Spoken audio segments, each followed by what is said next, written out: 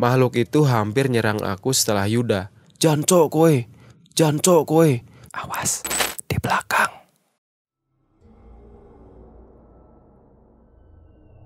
Ini adalah cerita pengalamanku yang masih aku ingat sampai detik ini.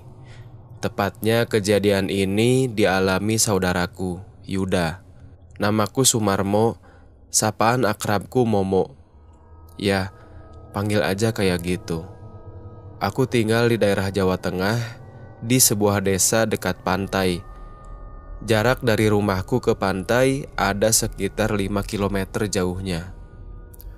Di desaku ini masih ada semacam kepercayaan sama mitos-mitos orang tua zaman dulu. Salah satu contohnya, jangan pernah bersiul di malam hari atau sore hari. Karena katanya bersiul di sore hari atau di malam hari bisa ngundang makhluk halus. Tahun 2016, kejadian ini sendiri terjadi waktu aku masih duduk di bangku kelas 1 SMA. Waktu itu kami sekeluarga di Jawa kedatangan saudara yang berasal dari Pulau Sumatera. Mereka ada Pak Deyanto, Tante Yani, dan kedua anak mereka yang kurang lebih seumuran denganku, Zean dan Yuda.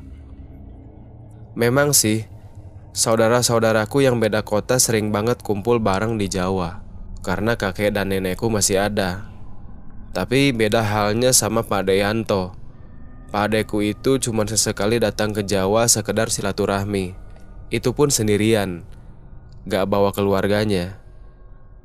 Tapi berhubung waktu itu anak bungsu dari kakek nenekku mau menikah, yang mana dia adalah adik kelimanya mamaku. Jadi waktu itu Pak Deyanto bawa keluarganya. Katanya sekalian ngenalin Zean sama Yuda secara langsung. Kami di Jawa itu sekitar setengah area RT masih ada hubungan kekerabatan. Jadi kakekku ini aku suka manggilnya dia Mbah Man ya.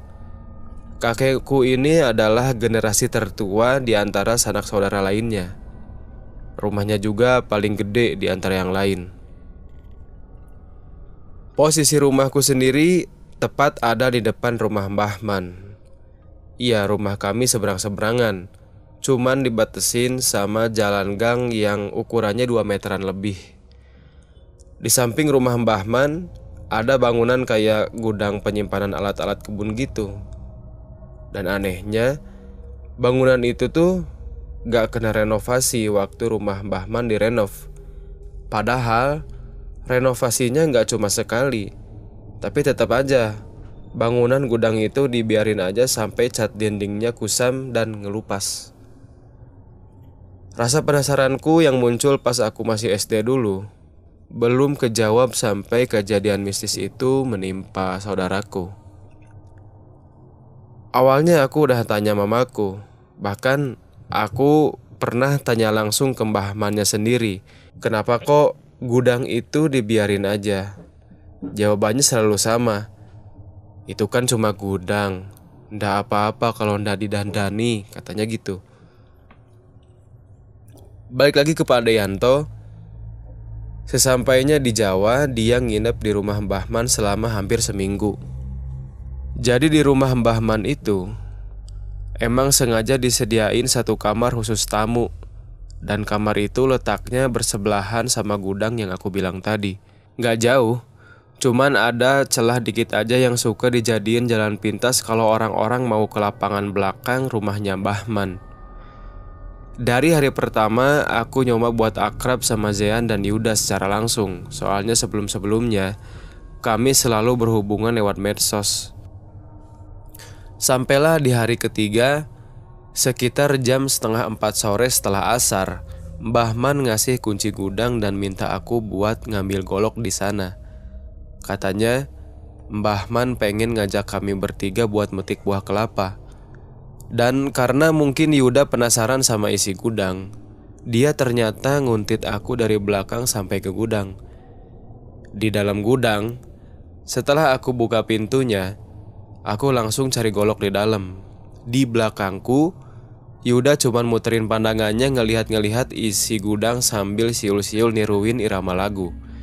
Dalam hati, sempet sih pengen ngelarang juga, soalnya aku inget mitos itu. Jangan siul-siul di sore hari. Tapi pas inget jam masih 3:30, aku ngurungin niatku buat ngelarang, karena aku pikir itu masih kebilang siang hari lah. Malah karena aku juga tahu lagunya ya, aku ikut-ikutan bersiul bareng dia. Abis dapetin goloknya, terus ngelangkah keluar. Pas banget di pintu masuk gudang, entah kenapa tiba-tiba aku merinding. Singkat cerita, aku, Mbah Man, Zean, dan Yuda berhasil metik beberapa buah kelapa dan dibawa ke rumah. Waktu baru sampai rumah, Yuda mendadak lari ke kamar. Dia bilang kalau dia pengen istirahat karena capek.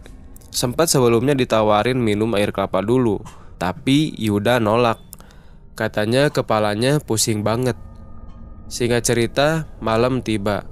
Sekitar jam 9 malam, waktu aku mau ke kamar mandi, di jendela yang letaknya di dekat kamar mandi yang ngarah langsung ke rumah Mbah Man, dari arah bagian atas gudang yang cuma ditutupi sama bambu, aku ngelihat beberapa kali ada kilatan hijau yang nyambar.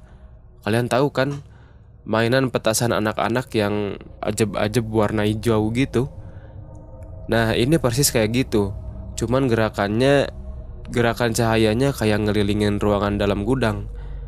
Masih dalam kondisi penasaran, di luarnya aku lihat Yuda jalan cepat terus masuk ke gudang. Lihat Yuda yang jalan buru-buru, aku keluar rumah buat nyusul dia tadinya. Tapi pas banget aku di depan pintu masuk gudang yang masih kebuka dikit, aku dikagetin sama suara teriakan yang berasal dari arah kamar tamu rumah Mbah. Aku langsung cepat masuk ke rumah Mbah, terus lari ke kamar tamu.